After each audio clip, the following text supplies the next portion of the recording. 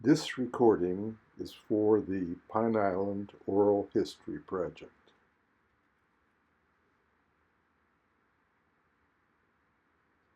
Harry Brown settled in St. James City about 1955. This original recording of him was made in about 2015. In it, he describes what it was like here in those years and some of the people he encountered in those days on Pine Island.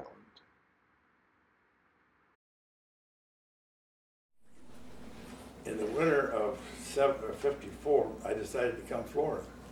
So I come down, I just started with my fishing gear and my motor in the back, and I just fished my way all around. I like this area the best. So then I went back to the lakes and got a job on a freighter, second engineer.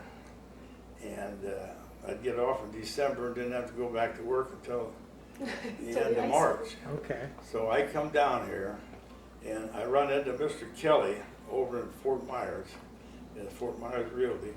And the guy told me, if you want to build a place and have a place where you can fish, keep your boat and everything, go talk to him. Mm-hmm. So I went in and talked to him. He was over on First Street. All the business was on First Street. There was only two banks. Sears was there, Penny was there, a hardware store, a dime store, a drugstore, shoe store. That was all that was there. So you couldn't have no trouble finding him. So I just, Fort Myers Realty, I walked in, I said, I'd like to talk to Mr. Kelly. And then I explained what I wanted, and he said, man, I got just a place for you out there in Pine Island. Okay. I said, that sounds good. He says, you can, in tropical home sites there, he says, there's a canal, and you can build a dock on it and keep your boat there while you're there, and then build a house on the highest part of the island, which is up there towards Stringfellow Road there on the tropical home sites, Tropical Point Drive. And so I bought the lot for $395, $10 down, $10 a month. That's all he wanted. He didn't want you to pay cash. No. He said, I want pocket money. That's right. And so anyhow, then I asked a guy, and he said, well, go up and see Johnny Honk and Vince. Yeah, what was it like out here then, Harry? Well, there was nobody here. In other words, when I drove out here, I didn't even figure out. See, the Pondella Road come to Pine Island Road, Right. and then they just built the Pine Island onto 41. 41 was coming to North Fort Myers. Yeah. There was no such thing as 41 as it is there now. That was all orange grove. And so anyhow, I drove on, I thought, Jesus, everything looks deserted. Well then, I got a burnt store with an old dirt road Yeah. that went up in, there was a lot of flower farms and Wow. farms up on the road there. So I just kept on coming. I come into, you want me to tell about the stores and the things? Sure, what was it like? Were there any canals Mountain then? Shade. Were there any restaurants? Or the bridge. What was it like? Yeah, What what was was the that? bridge like when you first came? Well, What was the bridge yeah, like? Were there when- restaurants? Were there stores? When I first pulled in Matlacha, where Mordecai's restaurant is, that was Piner Seafood. Moriarty's. which And is Mr. Piner and Mrs. Piner, they also own Piners Point on Maria Street as you go out. Oh, okay. Yeah. And he's the one that developed all that. He bought that whole, I think for, what was it, $5,000. He bought that whole thing. There was only 2 acres, the rest of it was mangrove. But then as I kept coming, Pauline's Motel was where Bert's Bar is now. Okay. And she rented rooms and had a restaurant and a bar. And then you keep on coming, and the old bridge, there's old shacks. I think there was a guy selling bait, and these old shacks that's still there today. Mhm. They lined it, see, the squatters. And then the old bridge, I went across it, and it just creaked. Is it wooden bridge? Yeah, the old wooden bridge. Yeah, boy, I tell you, it was scary to go on there. If you had to pass somebody, boy, you had an awful time. And John L. Lewis, the coal miner Yeah. president, Yeah. He had a home in Pineland, Mm-hmm. and he had a big limousine with a chauffeur. He'd come down every winter. Everybody see him coming, then they stay off the bridge. But then just as you cross the bridge over there on the right, that was Noel's grocery store, Okay. where the perfect cup of coffee is in the gym. And then you keep coming, and you run into Mrs. Viba's grocery store, and she was a postmistress on the left-hand side next to the Loblaw lane. And she was just a small little store, you know, didn't have much, but she had the mail. So then it was just, the post office boxes was just sitting in front, and they were back to back, and they had a little lean-to over, so you could get your mail anytime you wanted it. And then you keep on coming, then Knowles, the people who run the store, also had that little motel. It's still there today. Yes. They call it Mold. I think they got about 4 or 5 units. Yes. That was there. Then more shacks around there. Then another wooden bridge going on out to Little Pine Island. Then you keep on going, and when you get out on Pine, well, there's another little bridge, right, you know, going onto the island off of Little Pine Island, and wooden. And then there was some fishermen lived in the shacks along there by where the bank is now. Where those little, And then post office, or the little, barber shop and stuff. you kept on coming, and First Street and Second Street, and Cozy Corner was there. The restaurant is still there now; it's boarded up. And then the Roundhouse, Where Subway is now, yeah, right? we call that the Yeah, round, okay. Roundhouse. And that was it. There was a couple houses there. And so I just turned. He said, "Just turn and go 5 miles south." And so I went 5 miles south, and pretty soon I come to what we call the ranch. That's where Flamingo Bay is now. And they tell me it was owned by the King Ranch in Texas. They would bring their Brahma bulls over here and mix them with whiteface and longhorns Wow. to stand the heat. Mm-hmm. You know, and then they'd haul a whole bunch of them back. Then both sides of the road were the ranch. And then way back in there where Pine Cove is now, is where their farmhouses was, the barns and everything. Wow. Then you go a little bit further down, and there was a farm there, the Pierces lived there.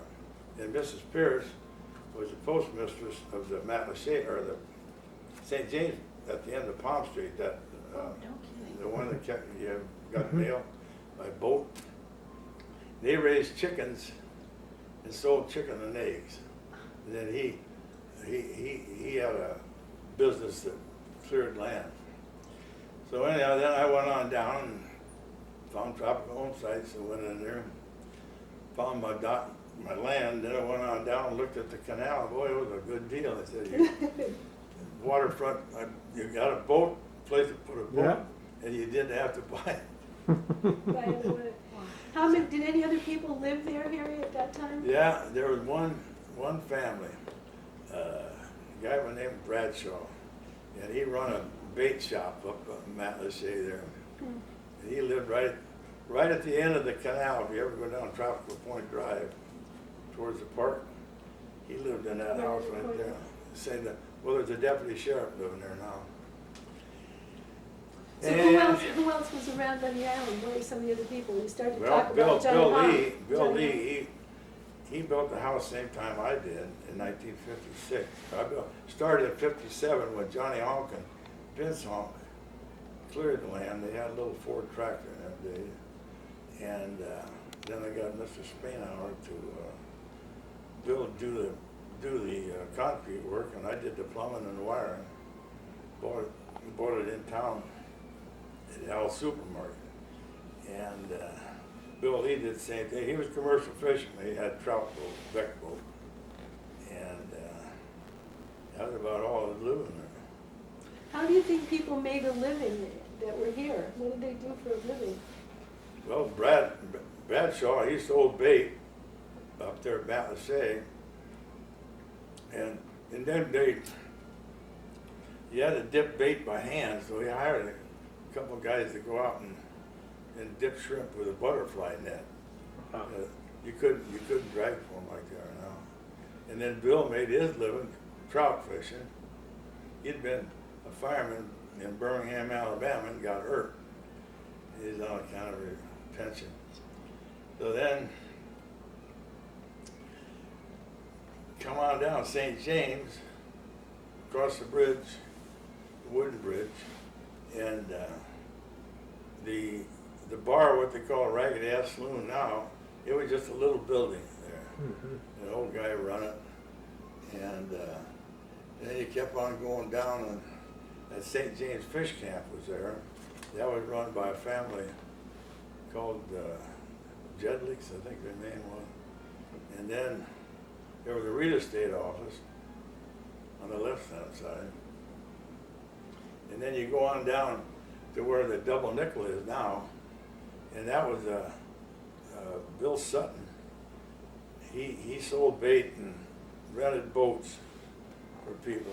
Irene and Bill Sutton run it, and that's the way they made their living.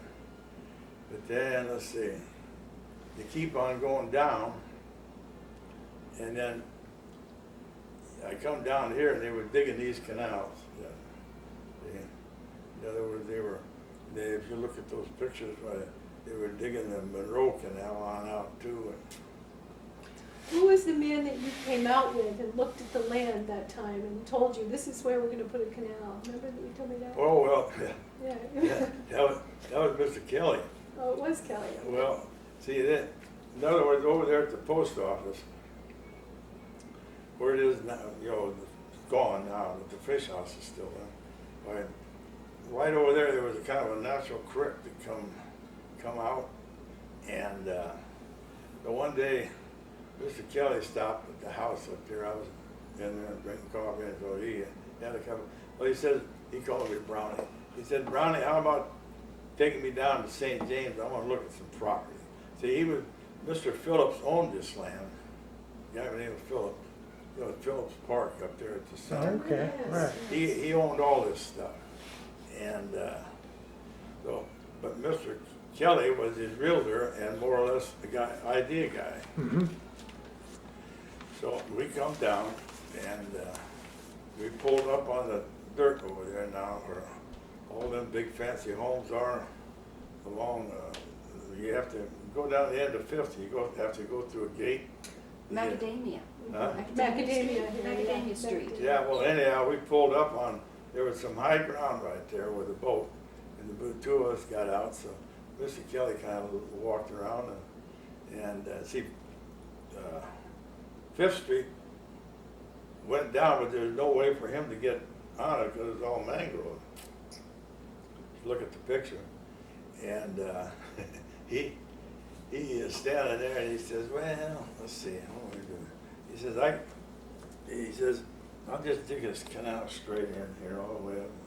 Then he says, I'll dig a canal going this way and leave that strip of land there. Then I'll dig canals going up to 5th Street. And so he got the ideas. So anyhow, then he went back and probably hired engineers and designed it and did it. See, that's the way you work. But they had no money. He'd pay the dragline operator and a bulldozer operator with land. And that's how my stepdad bought 3 lots right over there on, where my lot, Jim's lot, and Right down the street here, right Yeah, on Lemon, where Marilyn and Don live now. yeah, but On then Lemon Street. $14.50 a piece for the lots. So paid the bulldozer operator. Yeah. So my stepdad bought them right off the bat. See, because he was a civil engineer and worked for the highway department up in Michigan. He knew his goodbye when he saw it. And what would happen, he made a lot of money on it. But I basically bought one. I walked to, bought a 30-foot boat and kept it there for years and sold it. And after I got old, I can't work a boat no more. So anyhow, then if you went on down the end of Orander Street, you know, going to the end, they just called that Pine Island Road in them days. It was a Stringfellow. And there was a little store right on Hopkins Point there. Okay. There was a store there that sold just, St. James General wasn't there yet. But this guy, he had just like bread and butter and milk and, you know, everything to keep somebody going, you know, just run the store for eggs or Yeah. milk, something. But then he had a family, and somebody called Naomi Gage and asked her if she knew anybody about the end. And so she asked me, she said, was there a store there one time? I said, yeah, there was a store there. I used to go down there and buy stuff, because it's better than going all the way up Mountain City. Well, she said, somebody called me and said that they used to go down there and play with their kids. And I said, well, I knew they had kids, but I don't know their name. So anyhow, but that was about it. Yeah, that was about it. Well, there was a couple of houses along there, and there was a realtor office along right in there.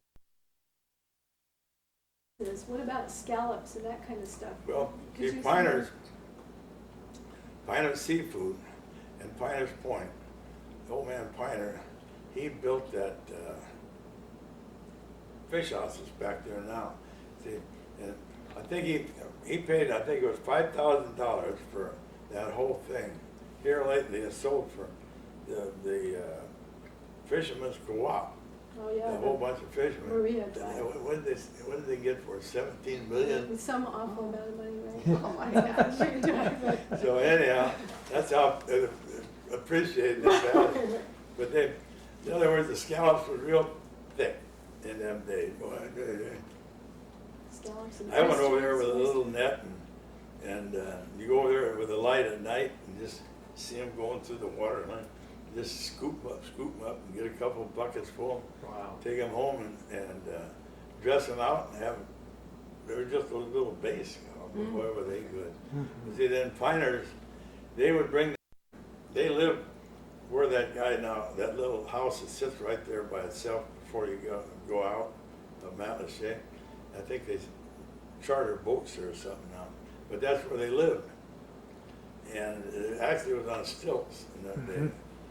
And they would, Mr. Piner, he'd go over town and get colored people to either come out and work shucking oysters and scallops and stuff like that, see? Then when the day was done, you'd take them back down.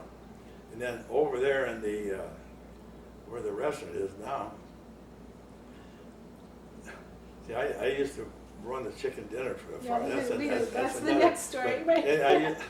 I used to, I'd get about 450 chickens. Wow. And then I'd have them cut in two with a friend of mine, he was a butcher out there at USAVE. And I'd put them in all these ice boxes, so I'd put them in Piner's ice lot, I'd bring them out there. So how long did Piner's fishing business last, you know? Well, Did they- they do well, crab too and all that? When I used to go in there, you know, I run the chicken dinner for years, but there was always, I don't know, maybe 40 women in there working. They blue crabs, Pakistan oysters, and Pakistan scallops. And he shipped them all over. You know, he had a Piner's Seafood name on them. They were in a little container. And there'd be women working there all the time. Wow. There's a picture in there of Mr. Piner standing there in front of it with all the girls, the hired ladies that did the work. And then the crab boats would pull in, blue crabs, and they had a great big steam cooker out there where, in other words, now that restaurant, there was, you know, there was a walkway outside there, a table. Well, that's where the crab boats used to come in. But Mr. Piner ran it for years, and then finally, I think he died in, I don't know, something happened to him. So Mrs. Piner took over, and she ran it for years. And then finally, like everything else, the government got in and started saying that the women had to wear stuff on their hair and they had to wear a dress and they had to be, you know, everything had to be sanitized and hell, it cost him too much money. So then he just, well, Mrs. Piner just kind of shut down because they couldn't keep up with the public health demands on the store. See? And then they built the Sanibel Causeway, I don't know when was that, about 64, 65. And the scouts left because Changed- Overnight. changed the yeah, environment. the salinity of the water changed. See, the fresh water coming down the river got diverted and going up instead of going out with the tides, and the scallops left. Now they say there's a few back in there. I don't know who's getting them, but they're raising clams back in there too. That fish house there now, they're bringing a lot of clams in there. They bring a lot of clams into this fish house over here too. Harry, we were talking about the fire department. There was no fire department when you first came here. Well, right? there was, yeah, Or there was, or how did it? 1955. Well, probably Bill and Marty Slater, they run Sunset Tackle Shop in Matlacha. Now that's where they rent the canoes or the kayaks, well maybe canoes too. And it's an art gallery on it. Two-story building there on Matlacha and Pine Island Road, they call it. And they got the idea, I guess the people in the neighborhood started talking about they better get a fire department. So Bill, he looks around, finds an old LaFrance fire truck, a real antique. There's pictures of it in one of them books. And it would work, it would run a few miles and it had to stop and cool the engine. So it didn't work very good. So anyhow, then in 1957, I took my car up there to get the oil changed. You know. So Marty says, where the hell do you live? I said, well, I live in Dr. Home Sites on Pine Island. He said, man, you'd be a good guy for the volunteer fire department. I said, sign me up. So I said, I'm down here in the wintertime, all winter long. Give me something to do. And that's how I got in the fire department. And then, you know,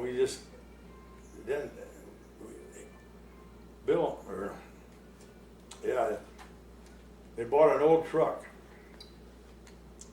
with a good big bed on it.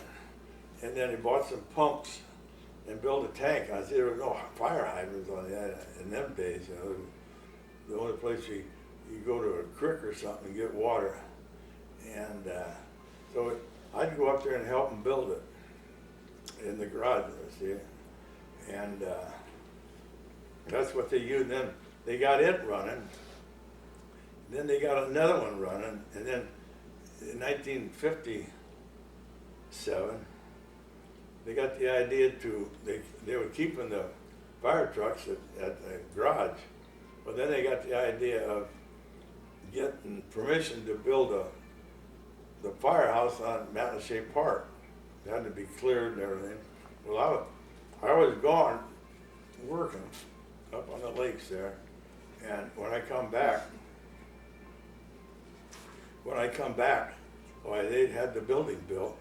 Well, I ended up helping them wire, electrical wiring and stuff that winter, and then they put the trucks in there.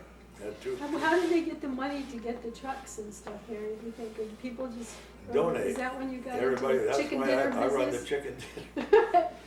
Well, anyhow, what we do is we take the fire truck, and we got a couple old ambulances from Englehart's Funeral Home. Yeah, I should And hear this thing. we made two hearses out of them. And so we take an old fire truck, go up and down the island on the side streets and everything, blow the siren, ring the bells, and go to each house and get a Donation. associate membership for fire department for $5. And well, I think it was 5 when we started, but then we raised it to 10 for the ambulance. And we got everybody donated because, you know, hell, we get some help with the fire department if something happened, you know. And then also, we guaranteed the people if they bought an ambulance ticket for $5 or $10, whatever we paid, charge, we'd take them to the hospital and bring them home as many times as they wanted a year. Wasn't that a good investment So- at the time? That's what we did. And so, anyhow, then the ladies auxiliary, then on Wednesday night, we played bingo games, and then they'd have coffee and tea in the middle, you know, everybody come in and play bingo. And we'd do the calling and the checking the cards, and the women would be serving stuff, see, giving people coffee and donuts and stuff like that. That was after the house was built? Yeah, our Yeah. firehouse was built. Who helped build that firehouse? Who were the people? Everybody, all the guys volunteered. Yeah, they all Do volunteered. you remember some of the names of the people? Well, yeah, there was. Who was the fire chief? You told me that earlier. Somebody Yeah, Bill Champagne. self-appointed? Well, Marty Slater was actually, we called him the fire chief, but Bill was his stepdad, so he was more or less the boss of the whole thing. But anyhow, let's see, there was Wheeler, Maskell, Pat Hockman, Gary Parker. Well, Gary come down, when his dad come down and bought the roundhouse, made a hardware store, Gary Parker joined us about 1960. And Reverend Walton, I don't know, Hanson, a guy named Hanson, and Milton Bryant.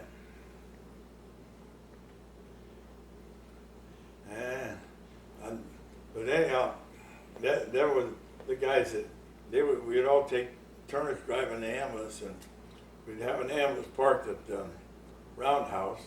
And that was an old hearse, right? Yeah, Yeah, well, yeah, we had a gurney in the back there, we changed it. Got it.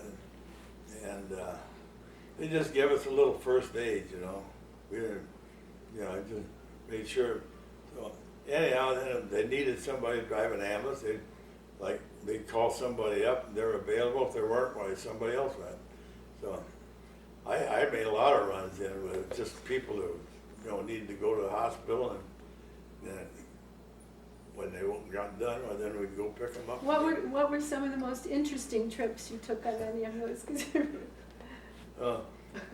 They called me one morning, I was out in the yard working, and they said, go up to the center and get the ambulance and go down to the St. James Post Office. Mrs. Pierce is having an asthma attack, and she's bad.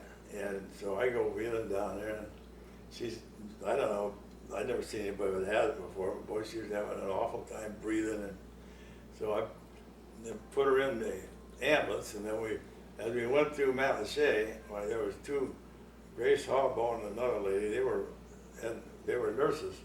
So they got in the car and rode with us. One of them did, see, maybe if something happened to her, they could tend to her. But she just sat in the seat beside me. He got her at the hospital, and the next day she called up, so we brought her home. And then one other time, about 7 o'clock in the morning, I was sleeping. I got a call, go get the ambulance, go up on Scallop. That's as you're going out of Matlacha. Those little streets before you get to the light there on Burnstone. So anyhow, they said, a baby's choking. So man, I drive up there and pull in there, and they're all out there, all frantic. And so this woman gets in with this little baby, and he was turning blue. And I thought, oh Christ. So anyhow, they called ahead at the hospital. So I started out. They had a siren on that thing and the light. I had to turn the light on, put the siren on. Away I went. And in them days, 41, you had to go all the way into Business 41, North Fort Myers, and then go across the old Edison Bridge. And as I got to the Edison Bridge, I had the siren. I was just running everybody up on the sidewalks. On the side. Got that kid to the baby. He's a little thing. And the nurses are all standing, a couple nurses are standing outside waiting for them. And they grabbed that kid and started patting her on the back, and the pin come out, safety pin come out of her mouth. Wow. Oh, So I said, man, so anyway, they stayed there. Then I didn't go back and get them, but somebody else drove back in and got them. But that was my scariest run. Yeah. So what about the chicken dinners? Because I know that was pretty important to raise money for that building. Well, How did you get into that? Well, they decided to have a chicken dinner. So they decided, well, who's going to be the chairman? Well, you know, most of them worked. Wheeler drove a school bus, Vasco drove a school bus, and somebody else was a fisherman or something. And Milton Bryan, he had a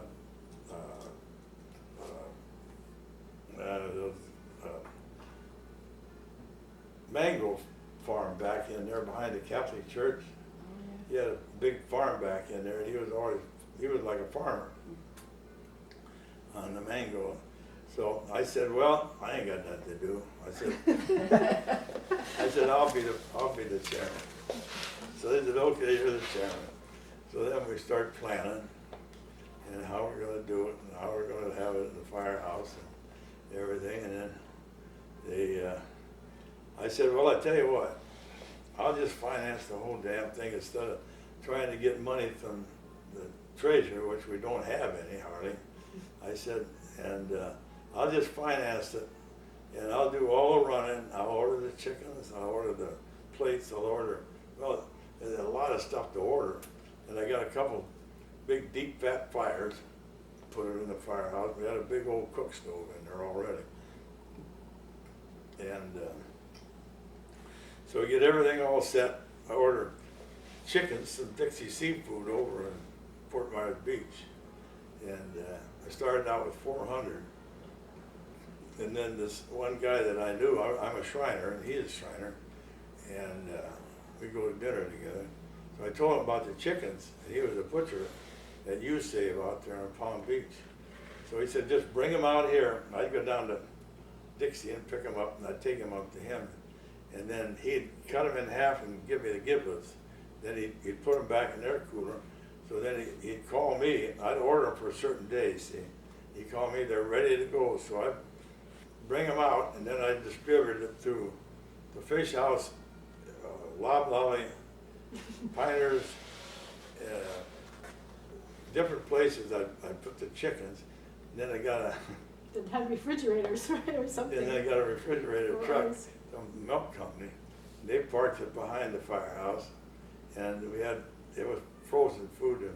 So then everything was ready for the morning. Man, I tell you, then we start cooking chickens about 8 o'clock. And then I'd be the gopher. I'd be running, everybody'd be frying and cooking and waiting. And 11 o'clock, then we start serving dinner. And I always made sure we made $1,000. I don't know exactly how much we made. But I just figured, well, I'll put $1,000 in it, see? And so then every year we made a little over $1,000. But so I didn't involve everybody else in it, see? Whether you met your expenses or not, right? Yeah, well, we'd serve half a chicken with mashed potatoes, gravy, and a vegetable, and a drink, and a little cup of ice cream for $1.25. So I think kids were 75 cents. So in other words, we always made money for the fire. And so I run it for years because I'd always get off in the winter. Even after I left the lakes, I would make sure I got off of the ship in the winter time. See, I could work. We worked what they call the board. Hell, I'd go to Africa or Japan or someplace and make a trip, and then I'd always come back and make another trip someplace that's going South America or something, and make sure I got off During the winter. in the end of November, the 1st December, then come right on down here. Yeah.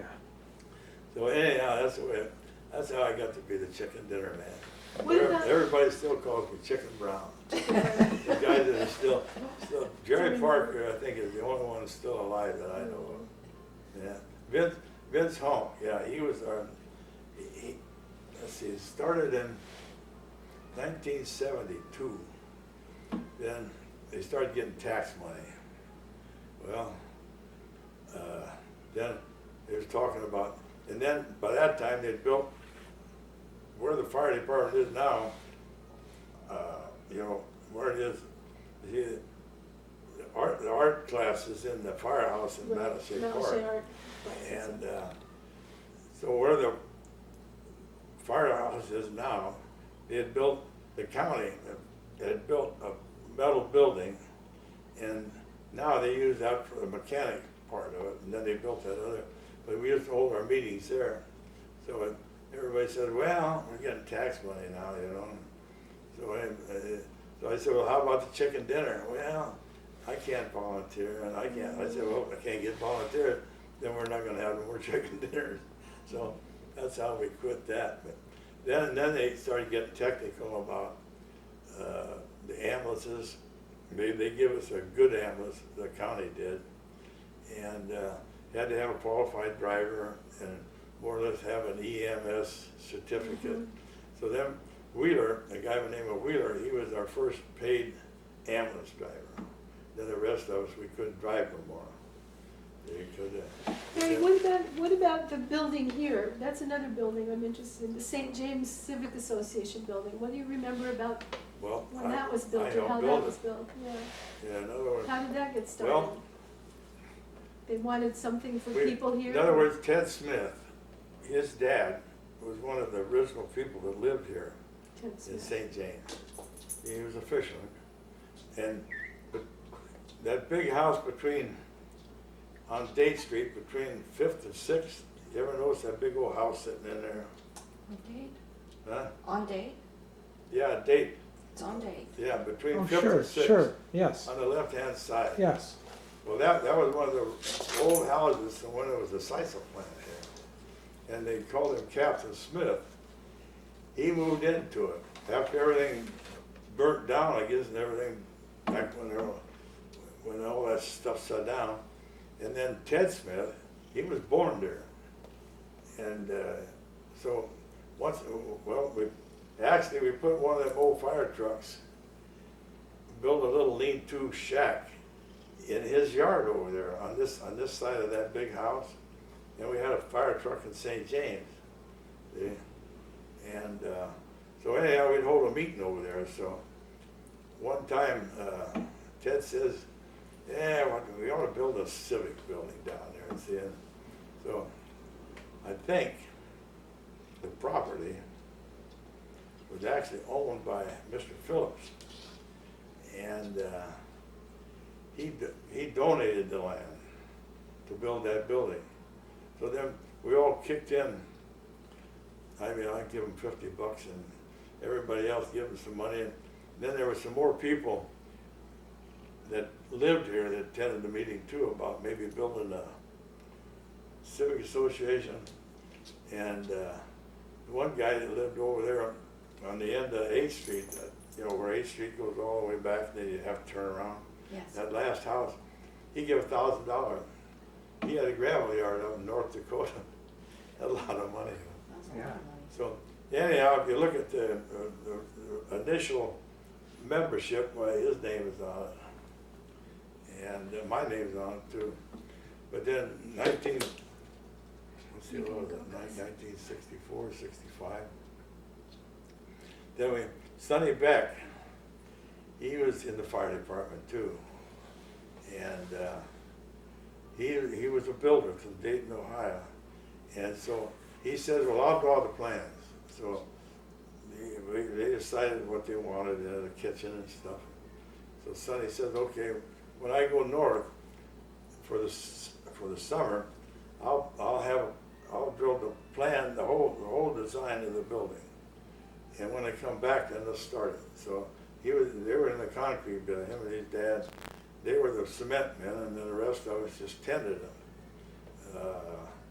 Hand them block and mix the mortar and stuff like that. We got the building done, and then hired a company to put the roof on and to put the windows in it. And Sonny and his dad, and all those, he laid the foundation, put the footers in, did all that.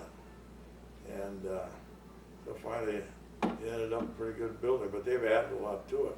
You know, What kind of activities did they have there for people back then, when Well, it first started? yeah, And well, what did the women do? Well, they had what they called a hobby class. Hobby club I think started? that's still going. Yeah, it does. And I know my mother, see, my folks come down, they bought one of those $3.95 lots and built a house right next to me. He retired in 65, so they built a house right next to me up there on Tropical Point Drive.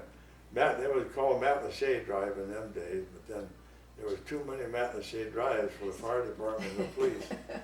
So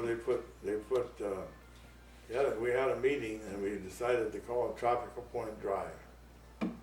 So, but anyhow, my mother was always come down. Then I forget what the hell that was, maybe Thursday night, we always had potluck. Potlucks, yeah. Everybody brought a dish, I guess they still do They that. do potlucks still Yeah. once in a while, yeah. And then they always had, Thanksgiving dinner was free for the members. Yeah, they Everybody- do that with holiday dinner, with Christmas now, I think. Yeah.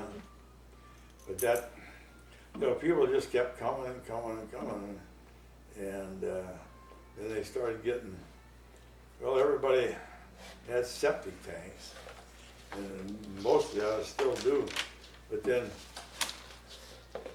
Matt Lachey, they started, that place was getting like a big septic tank, all the canals and everything else, because those little old shacks that had been built years ago, they were all leaking. So then they built a water plant on Little Pine Island. And then they had the fluent tanks out there. Well, as you go down Little Pine Island, that group that cuts all the exotic plants off, keeps it off of the island, their office is still there. But that's where the sewage disposal plant was for Matt Lachey. And everybody had to hook up to it, see, because Matt Lachey's water was just getting awful. And then they built, that,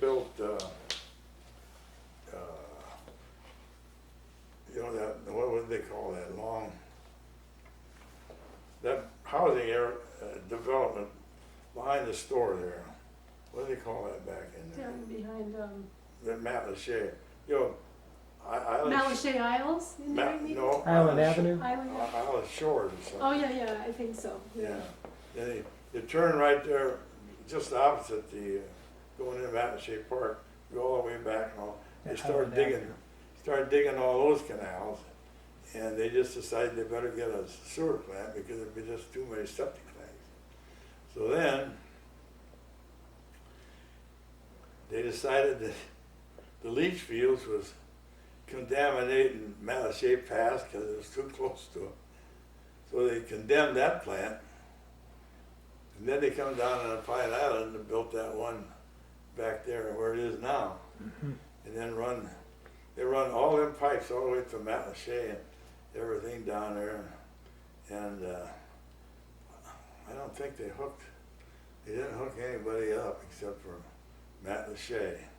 And then, we're still on septic tank.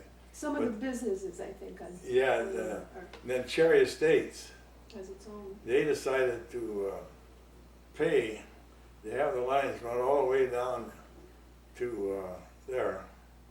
And their septic, their little sewer plant that was back by Royal Palm, back in there. I don't know how long you've been here, but that was a plant that was really bad. And they had, the more people that moved into Cherry Estates, the worse it got. Yeah. So they got condemned. So it was just, I guess Cherry decided too much to really go into it. And he paid to have all that pipe put all the way down here and down Wow. York Road. Yeah. And nobody else is hooked up to it. Mhm. No. Got about 15 more minutes on Yeah, the tape. that's- Harry, what kind of plants were grown on the island when you first came? Tropical stuff? Were companies like Well, doing anything big then? there wasn't too Maple many palm plantations? plants because they come in, but then there was mango farms, and you know, back in behind the Catholic Church, and up in there, all the way to where you go back into Pineland, that was all mangoes. Mangoes, yeah, lots of Yeah, mangoes. Milton Bryant and his father-in-law was a doctor in Cleveland, and then right there below Pine Cove, they raise flowers back in there now. I remember when they planted oranges in there, and then Sonny Beck and his dad, they planted oranges, a big orange grove just south of the center, behind the what do you call that barbecue place? Pork Belly. Pork bellies? Yeah. They planted 40 in there, and that grove that they planted there just below Pine Cove, that was a big one. They were, and then now all them groves are gone. I guess, I don't know, it cost too much to Or they had problems? keep them up, or they all rotted, or something happened. Harry, did you ever know of a nursery called Lewald, Chuck Lewald, Liewalds or something like that? What kind of plants? do you Well, have? there was, where was it? Anybody? I'm not sure. I think it was on Pine Island, Islands, but okay. probably in What the was the 80s. name of it? Probably in the 80s. Probably in the 80s. Early 80s. Lewalds? Lewald's Nursery. remember? Lewald. Seemed like I've heard that name. But you know, there was a big flower farm up there, McGowan's, Mm. up there. I don't know what they call it now, but that's up there on. But I don't remember that.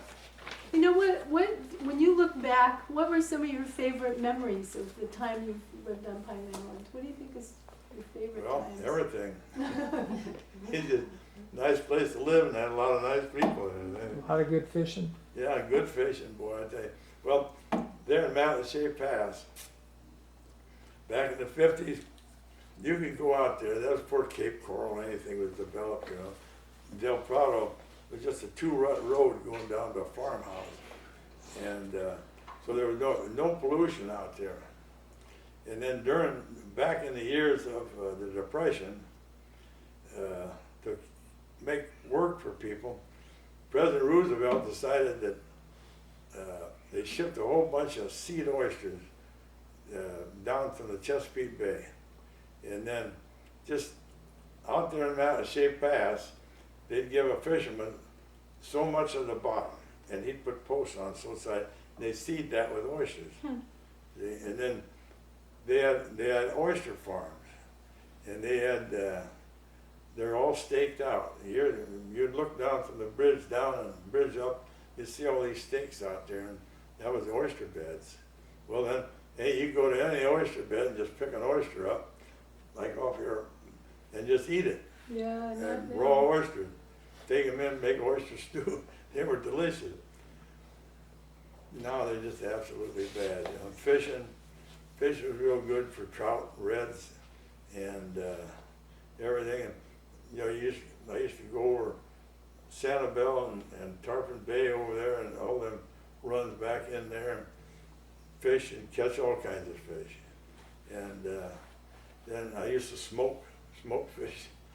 And then I bought that, in 1974, I bought a snapper grouper boat, 30-foot boat. And I kept it over here, I had a dock over there, where that two-car garage they built up.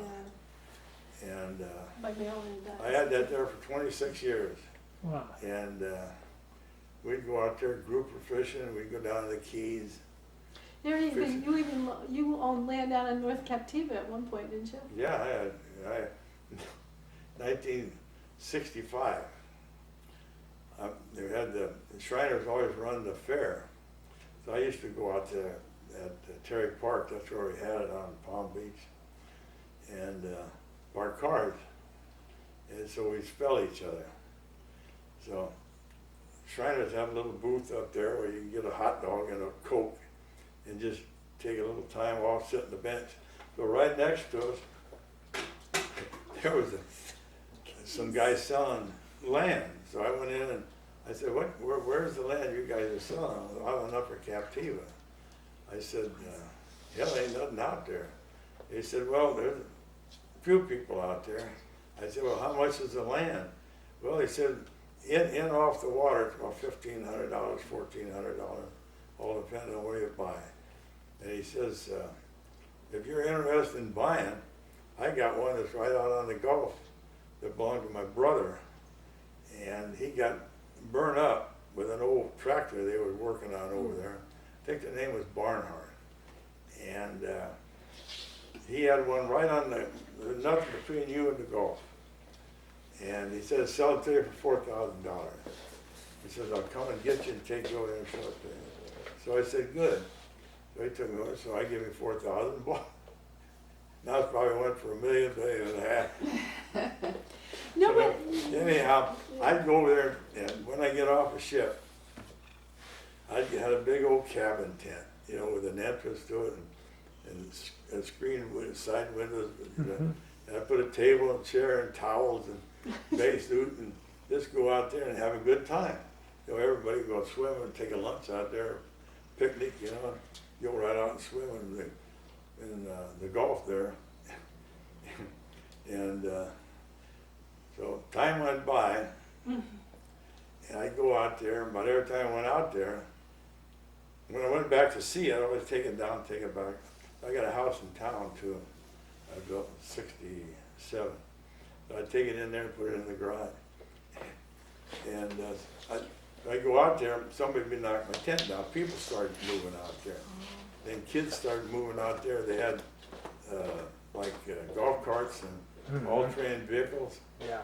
And they'd be running up and down the road, and I know they were the ones that knocked my tent down. So about 1980, I said, well, I'm gonna sell it. So I put a sign on it for sale by owner, and gee, I had all kinds of calls. So finally, I sold it to a guy who's a banker from Chicago, and $45,000. He paid me so much down, so much a month. He made me a balloon payment in 1986. And then that's when they put electricity out there in 1986. Wow. They sent me a letter and said that if I wanted power on my lot, it cost me, but I think it was $3,000 or something like that. And so the guy was already paying me, so I just sent the letter to him. Well, then about a year later, I used to watch people that sold. He sold it for $92,000. Wow. Oh, man.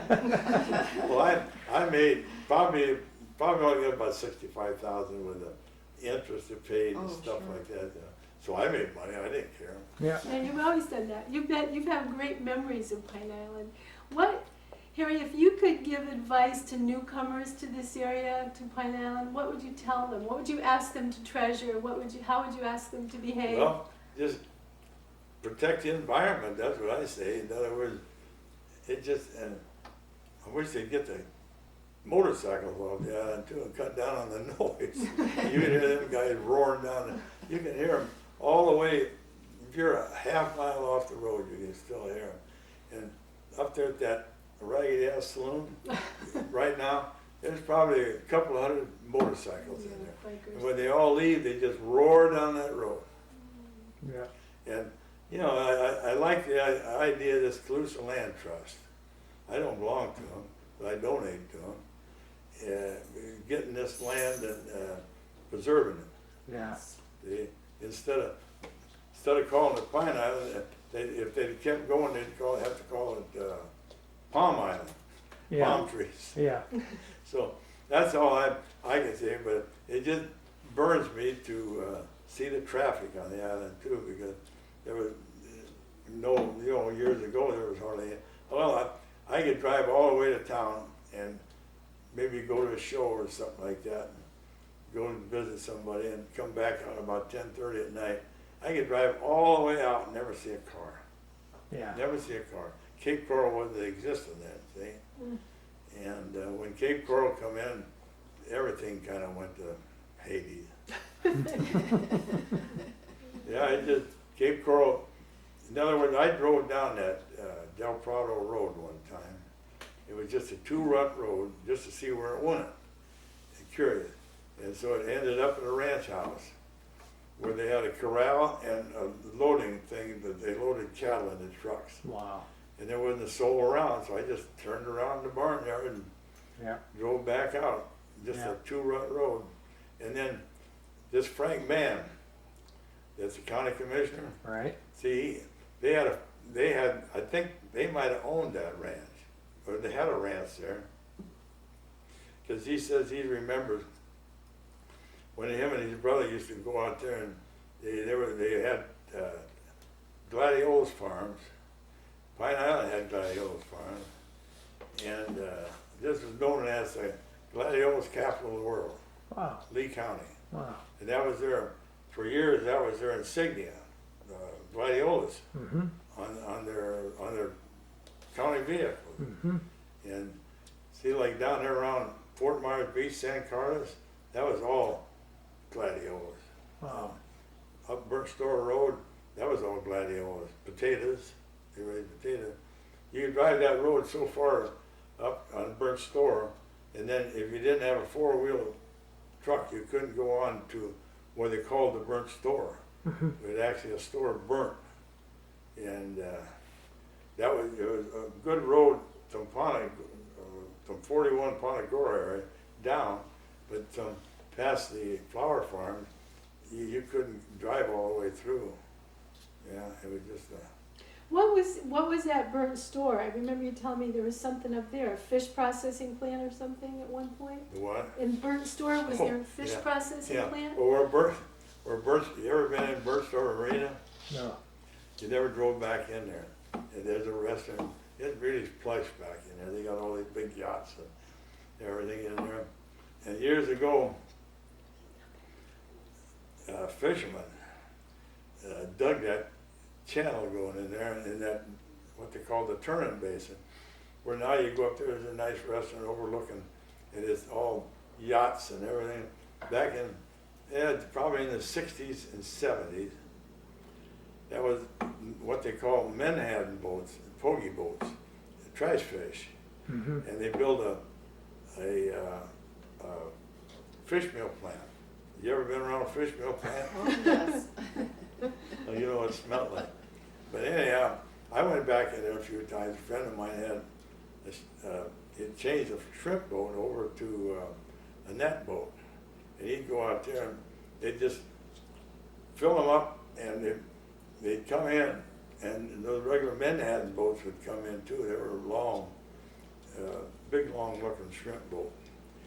And they'd be full of, they'd, drag it. They had spotter planes.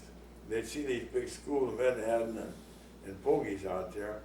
Then they'd bring them in, and when they got the dock, it was a big long dock, and they would come in there. When they got the dock loaded, filled up, they would start the plant and fire it up. So it was probably early 70s. They started the plant, and a couple of guys were down in the fish hole, and we were going to put the sucker hose in there, and they dropped. The damn fan, the sucker fan, give a kick backwards, and all that old dead fish and stuff in that pipe, that gas killed them. Yeah. It just dropped. Well, then two more guys dropped down to help them. Trying to help them. They dropped. Then another guy goes. So they called the Pine Island Fire Department, and they went with their respirators and stuff. And they went down in there, they were all dead. So That ended that business. that closed it down. Harry, I gotta ask you, because Randy's gonna run out of tape here in a minute. What else can you tell us that you think we should always remember about the history of this place? Well, Just preserve it. That's all. In other words, have a bunch of good people and friendly people. Sometimes you get people who won't even talk to you. I go to the store now, I don't see anybody I know. You know, once in a while I run into Johnny Hawk. He's older now and his boys are running the Hawk business. But Vince, I used to run into him. He's in a nursing home over Cape Coral. He was our first paid fire chief was Vince. Yeah. He was our first paid fire chief. But I don't see anybody. I see Naomi in there once in a while in the store, Mhm. and her husband, and that's it. But nobody talks to anybody anymore. Nobody visits anymore. Even on my street, people moved in there. I wouldn't even know what their names are, what they won't talk. Mhm. Yeah. Yeah. And then all my old friends that I fished with down here, like Harold, Chief, and we're next to Chief there, and we'd all go fishing together. We'd all go out there. They call us the old timers down there. Mrs. Weber over there, Lever, that's what she calls us. But both of them are getting pretty feeble, you know. I've known them for years and years and years. First house that was built on this street, house over there, he was a school teacher from Michigan. And then Lever bought him out.